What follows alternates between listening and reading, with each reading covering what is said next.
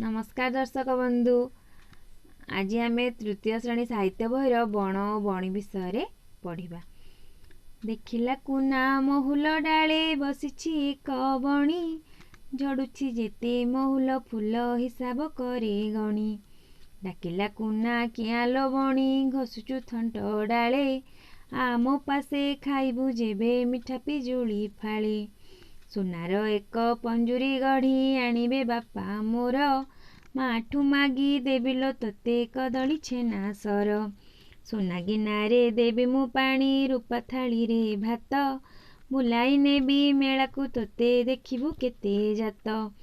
कहिला बणी कुना भाईना कहिल सत एका, मनरे तुम सरदा थाउ नीति हेबो देखा।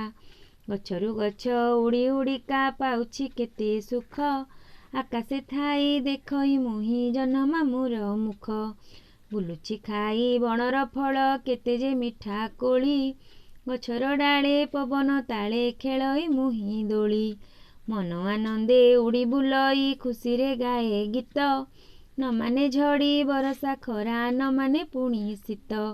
कुना भाईना सुना पंजुरी देवकी सेई सुख, पर अधीन बंदी जीवन अटई बड़ दुख।